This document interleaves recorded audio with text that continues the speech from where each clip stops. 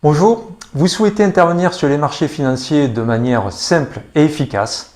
Eh bien, bienvenue sur Option Trading Tool, qui est une chaîne spécialisée dans les options et qui a pour but de vous faciliter le trading. Je suis Patrick, je suis développeur informatique et trader indépendant depuis plus de 10 ans et je me suis spécialisé dans les options. Donc j'ai donc marié ces deux activités et j'ai créé des algorithmes de trading qui aujourd'hui m'envoient directement dans ma boîte email les opportunités de trading. Donc si vous souhaitez vous aussi bénéficier de cette opportunité et de ces programmes et en plus d'en bénéficier gratuitement, je vous donne rendez-vous à la fin de cette vidéo et vous aurez ainsi tous les éléments qui vous permettront de bénéficier de cette offre gratuite.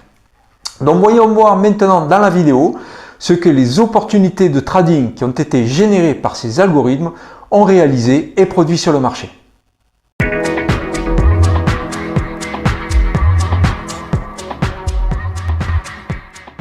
Donc du côté du marché, le marché continue sa hausse, puisque le début de la semaine se situe ici et on clôture ici, et donc on a fait une hausse de 1,45% pour ce qui est du SPX.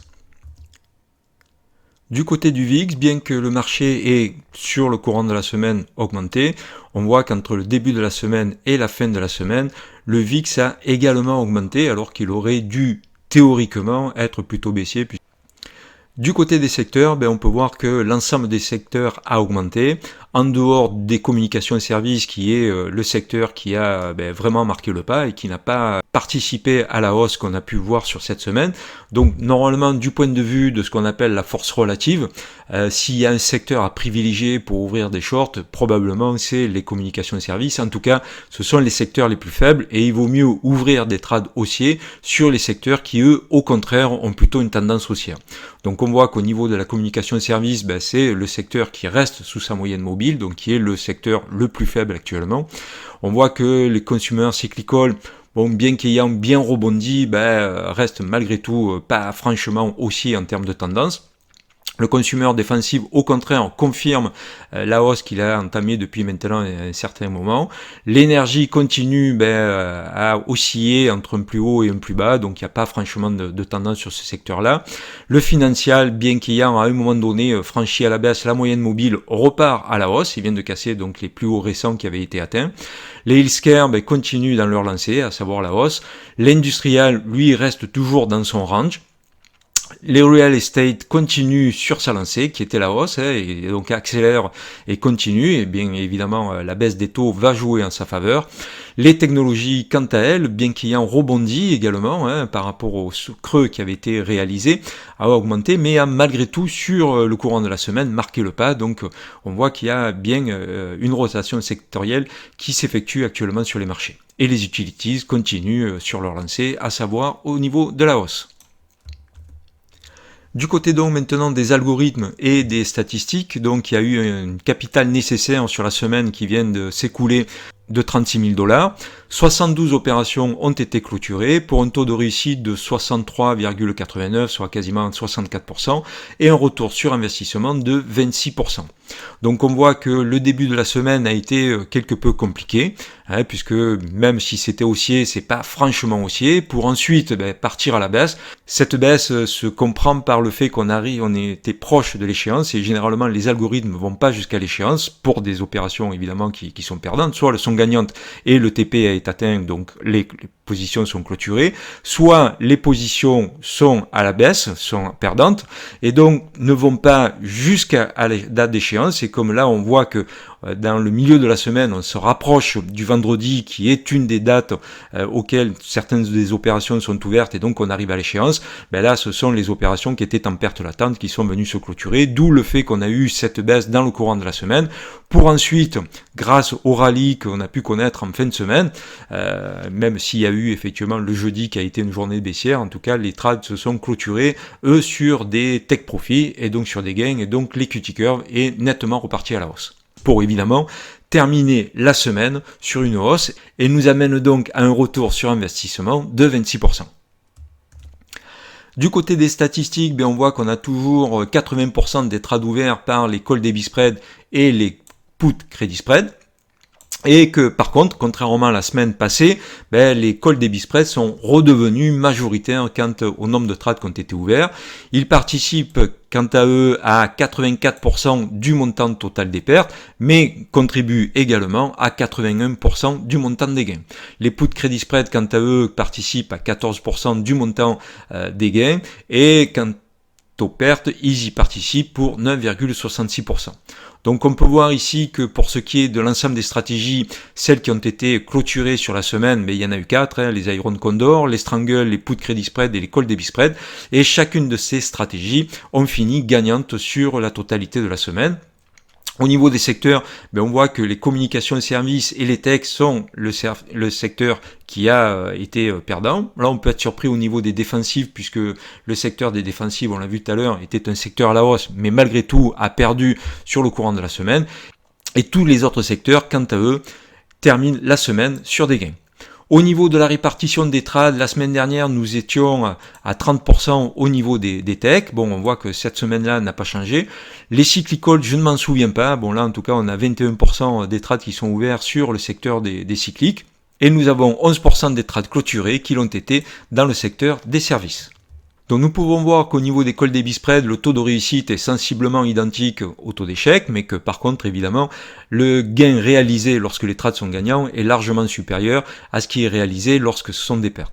Là, au niveau des strangles, c'est le contraire. On a des gains réalisés qui sont similaires aux pertes réalisées sur les strangles, mais par contre, on a un taux de réussite de 80%.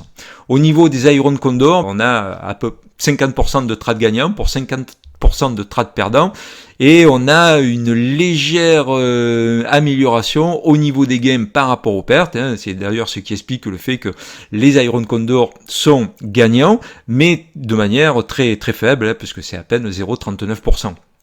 Donc on le voit bien en termes de répartition au niveau du rapport entre les trades gagnants et les trades perdants, et évidemment les gains réalisés et les pertes réalisées. Donc tout ça est cohérent. Au niveau des put credit spread, ça y est, on est revenu à 86% de taux de réussite. Et donc même si on a des gains qui sont inférieurs aux pertes lorsque les pertes sont réalisées, le taux de réussite vient largement compenser cet écart entre les gains et les pertes.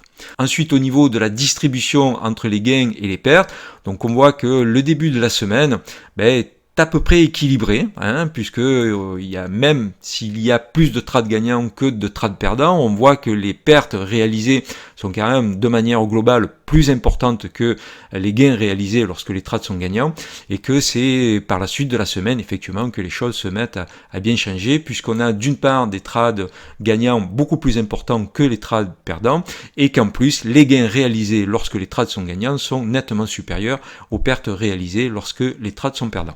Alors si nous regardons maintenant la courbe et les statistiques depuis la mise en production, donc on voit qu'on a clôturé 3160 opérations, on a un taux de réussite de 71,46%, donc on reste sur un taux de réussite quand même important, et on a un retour sur investissement de 107%, et je crois que le plus haut qui avait été atteint était quelque chose comme 126%.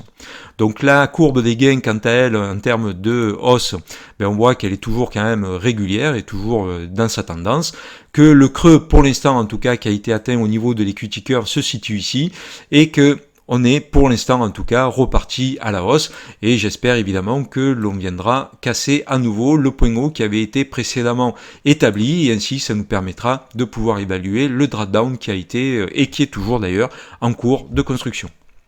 Vous aspirez à la liberté financière, mais vous ne souhaitez pas y consacrer la totalité de votre temps? Profitez de centaines de stratégies backtestées sur plus de 8 ans d'historique, et tous les jours, recevez dans votre boîte email les opportunités générées par ces stratégies.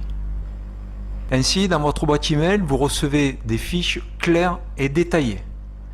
Vous savez quand, le jour où vous recevez l'opportunité, vous savez quoi, le ticker, ici NVDA, vous savez le type de stratégie que vous devez ouvrir, ici un long call debit spread, les strikes que vous devez acheter et le strike que vous devez vendre, et vous connaissez également la date d'échéance pour laquelle le trade doit être ouvert.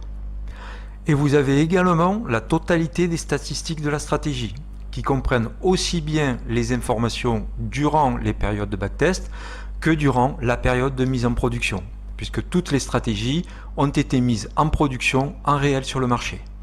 Ainsi, vous avez toutes les informations qui vous permettent de prendre une décision claire, nette et précise. Si vous êtes intéressé, inscrivez-vous dans le lien qui est en description et bénéficiez d'un mois totalement gratuit durant lequel vous pourrez profiter pleinement de tous les outils qui sont mis à votre disposition sur la plateforme et bien sûr, vous recevrez directement dans votre boîte email toutes les opportunités du jour. Vous bénéficierez également d'1 heure de coaching avec moi, de sorte à me poser toutes les questions que vous souhaitez. Et bien sûr, je vous formerai à l'utilisation de la plateforme afin que vous ne perdiez pas de temps à son utilisation et sa compréhension et que vous puissiez ainsi bénéficier directement des opportunités qui vous seront proposées et les mettre à profit sur le marché. Donc n'hésitez pas, inscrivez-vous, testez et jugez par vous-même. Et quant à moi, je vous dis à très bientôt. Merci d'avoir suivi cette vidéo jusqu'au bout. J'espère évidemment qu'elle vous a plu. Si vous avez des questions ou des commentaires, évidemment, n'hésitez pas à les laisser en dessous, à vous abonner à la chaîne, à cliquer sur la cloche pour être notifié des nouvelles vidéos que je mettrai en ligne, à vous abonner à la chaîne. Et quant à moi, je vous dis, en tout cas je l'espère, à très bientôt.